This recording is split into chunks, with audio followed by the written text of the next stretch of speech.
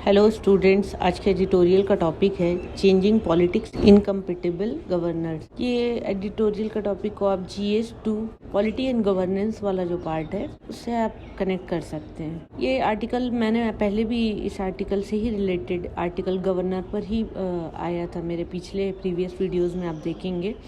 समझ लीजिए उसका आगे का फॉर्म है ये। इसमें गवर्नर के बारे में स्पेशली लिखा हुआ है कि अभी जो बहुत ज़्यादा ये हो रहा है कि जो गवर्नर है वो उनका और स्टेट लेजिस्लेचर जो है इलेक्टेड गवर्नमेंट है उनके में काफ़ी डिस्प्यूट्स हो जा रहे हैं। जैसे कि अभी रिसेंट में पंजाब, महाराष्ट्र, केरला, तमिलनाडु, तेलंगाना, वेस्ट बंगाल, झारखंड और दिल्ली, ये कुछ ये स्टेट्स हैं जहाँ पर इश्यूज़ आए हैं। इलेक्टेड गवर्नमेंट जो स्टेट की है और जो आपके गवर्नर है उनके में।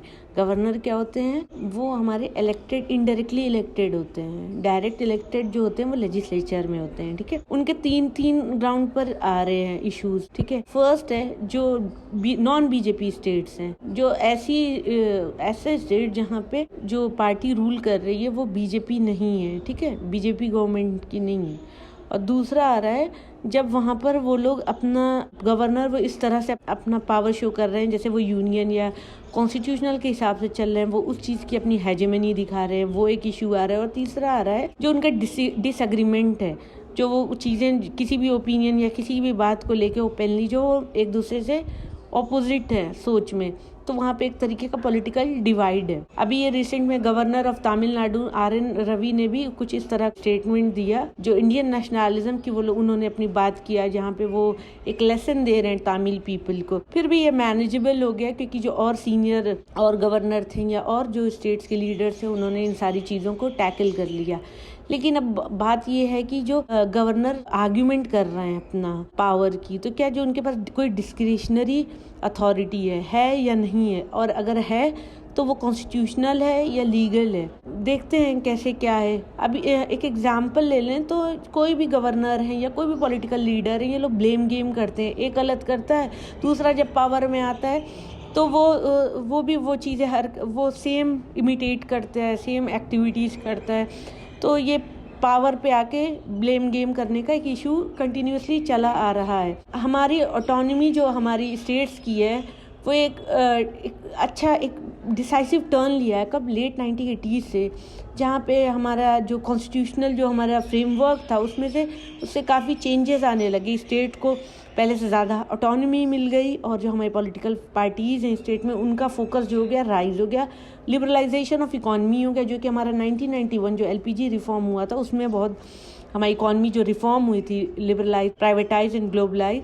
और हमारी जो डिवोल्यूशन ऑफ इकोनॉमिक रिस्पॉन्सिबिलिटी हुई, जो हम डिवाइड करने लगे अपने पावर, स्टेट्स को देने लगे, और इस तरह से हम अपनी रिस्पॉन्सिबिलिटी है वो पास करने की कहीं ना कहीं कोशिश करें, लेकिन उस तरह से हुई नहीं।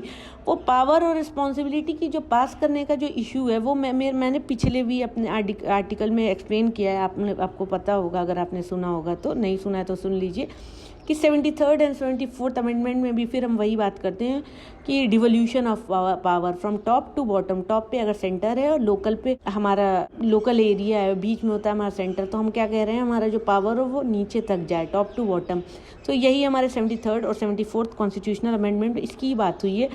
और इंक्लूजन और डिवोल्यूशन की गवर्नेंस में रिफॉर्म इस तरह के आए, ये सब हुआ है PV नरसिम्हा राव या मनमोहन सिंह के टाइम पर इकोनॉमी में भी, ठीक है। इसका एक जुडिशियल वर्डिक्ट भी है मुंबई केस में, ठीक है, जहाँ पर इन्वोकेशन ऑफ प्रेसिडेंट रूल हुआ था जो वाइडर पॉलिटिकल कंसेंसस पर हुआ था। अब प्रेसिडेंट रूल पे भी फिर अगेन जो सारी पावर हो जाती है वो प्रेसिडेंट के अंडर आ जाती है, जो कहीं ना कहीं जो स्टेट की वहाँ पे ऑटोनॉमी है वो हैम्पर हो जाती है। लेकिन जब स्टेट की ऑटोनॉमी है तो उस तरह से जैसे जैसे ऑटोनॉमी बढ़ती है उस तरह से उस स्टेट्स की रिस्पॉन्सिबिलिटीज भी बढ़ रही हैं। स्टेट अपने आप को एक अलग तरह से नहीं देख सकता है, उसको सेंटर के साथ उसके कॉम्प्लीमेंट और सप्लीमेंट करना चाहिए, और सारे जो चैलेंजेस अपॉर्चुनिटीज है वो मिल के फेस करना चाहिए। और कुछ हम इस तरह की सेंट्रल पीटल टेंडेंसी नहीं कर सकते हैं कि सारे पावर एक तरफ आ जाए सेंटर के साइड, नहीं, सारे स्टेट को तो अपनी अपनी पावर है, लेकिन वो सेंटर से कॉन्ट्रडिक्ट होकर काम नहीं उन्हें करना चाहिए। ये हमारे नेशन के लिए अच्छा नहीं है। और कोई भी अगर लीडर है, कोई भी रीजनल लीडर है, उनको इन जनरल कोई रीजनल पार्टीज अगर है कोई पर्टिकुलरली, तो किसी भी स्टेट में उनको नेशनल यूनिटी पे फोकस करना चाहिए और उनका ना कि वो सिर्फ अपने ग्राउंड लेवल पे अपने स्टेट्स के लिए वर्क करें, उनको नेशन एज ए होल पर उनका मेन फोकस होना चाहिए, उनका वही जिसमें हमारे नेशनलिज्म, हमारे नेशन की बात करते हैं, ठीक है। फिर उसके बाद यहाँ पर इस आर्टिकल में ही पर्टिकुलरली बात हुई है जो हमारी जो अभी पॉलिटिक्स है, हमारी स्टेट लीडरशिप में अभी काफ़ी ज़्यादा सेंटर से कॉन्ट्रडिक्टरी हो रही है, जहाँ पर रूलिंग पार्टी नहीं है, जहाँ पर रीजनल पार्टीज जो हैं जो स्टेट्स में उनके पास एक और या सेंटर पे उनके ऊपर एक ग्रेट रिस्पॉन्सिबिलिटी है और उनको ये इनिशिएटिव को इस तरह से देखना चाहिए कि कैसे अपने नेशन को आगे बढ़ाना है, ना कि state concern, nation as a whole देखना है उन्हें, ठीक है। और अगर उनकी कोई भी ऐसी पॉलिसीज होती है, अगर वो स्टेट की है, तो वो उनकी नेबरिंग कंट्रीज को भी काफ़ी हद तक इम्पैक्ट करती है। के बाद इसका रियलिटी चेक देखते हैं। हमारे जो गवर्नर हैं किसी भी स्टेट में, वो अज्यूम कर रहे हैं पावर, लेकिन वो अपने आप को ऐसा कह दें कि हम इलेक्टेड लीडरशिप से ज़्यादा अच्छे हैं, जो इस तरह से काम करे, जो रूलिंग पार्टी है उसके अगेंस्ट जाके काम करे। तो इस तरह से ऐसे तो ये कॉन्ट्रडिक्शन हो रहा है। तो ये हमारे कॉन्स्टिट्यूशनल जो प्रोविजंस हैं उसमें तो डिफेंस मिला है, गवर्नर को अपनी एक पावर मिली है, लेकिन उस पावर को होल्ड करके वो कुछ ऐसे करे कि जो स्टेट एज ए होल या नेशन एज ए होल को हैम्पर करे, उसकी ग्रोथ को हैम्पर करे, तो वो अच्छा नहीं है। वो क्योंकि एक kind of dispute, kind of tension develop हो जाएगी। गवर्नर जो इंस्टीट्यूशन है, गवर्नर जो पोस्ट है, वो कॉन्स्टिट्यूशन ने जो बनाया था वो आज भी सही है, लेकिन उसको एक रीओरिएंटेशन की ज़रूरत है। ऐसा इस आर्टिकल में है, ठीक है। हमारे जो गवर्नर है वो हमारे कॉन्स्टिट्यूशनल हेड ऑफ स्टेट होते हैं। उनके पास उनके बारे में बहुत सारे कंसर्न डीपीएसपी में भी लिखा हुआ है। जो डीपीएसपी है हमारा directive principle of state policy, part 4 हमारे कॉन्स्टिट्यूशन के पार्ट 4 में है, ये नॉन जस्टिशिएबल है, ठीक है। उसमें कैसे स्टेट अपनी पॉलिसी फ्रेम करे उसके बारे में डीपीएसपी में लिखा हुआ है। तो उसमें भी गवर्नर को कैसे मतलब देखना है, उससे आप डिराइव कर सकते हैं कि कैसे उनको अपनी गवर्नेंस को करना चाहिए, ठीक है। उनको अपना कॉन्वर्सेशन, अपनी इंगेजमेंट गवर्नमेंट के साथ कैसी रखनी है, स्टेट लेजिस्लेचर के साथ, रादर देन उनको ऐसा अपने आप को प्रोजेक्ट करें कि वो एक इंडिपेंडेंट पावर सेंटर है, क्योंकि गवर्नर इंडिपेंडेंट पावर सेंटर नहीं है। उनको एड और एडवाइस लेकर सीएम के कोई भी काम करना है, ठीक है। और वो क्लोजली लिसन करें और सुने पब्लिक की वॉइसेस को, और उस रीजनिंग के साथ स्टेट के साथ मिलकर काम करें, ना कि वो अपना एक कॉन्स्टिट्यूशनल स्टेटस को आगे करके सारा कुछ भी अपने हिसाब से करें। और अगर ऐसे नहीं करते हैं तो काफ़ी टेंशन डेवलप हो जाएगा। और जो गवर्नर है वो एक गवर्नर क्या होते हैं, लिंक होते हैं सेंटर और स्टेट के, एक लिंकेजेस का भी काम करते हैं, ठीक है।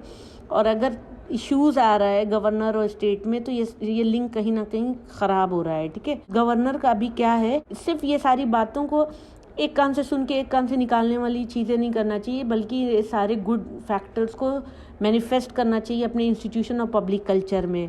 और इंडिया ऐसी कंट्री नहीं है जहाँ पे इस तरह के लोगों की गवर्नर जैसे अपॉइंट हो रहे हैं कमी है, क्योंकि यहाँ पे जितने एल्डरली पॉलिटिशियन हैं या कोई ब्यूरोक्रेट रिटायर्ड हो गया या पब्लिक पर्सनल जो हैं, जो पहले भी पब्लिक पॉलिटिकल मैटर्स मास्टर्स रह चुके हैं, तो ऐसे बहुत मिल जाएंगे गवर्नर। लेकिन उनको क्या सोच रख के, क्या जो कॉन्स्टिट्यूशनल ने जो अथॉरिटी दी है, कैसे उनको काम करना है, तो इस पर एक रीओरिएंटेशन की बात की गई है। इसी व्यू के साथ मैं आज के एडिटोरियल एनालिसिस को फिनिश करती हूँ। Thank you for watching my video. Please share, like and subscribe.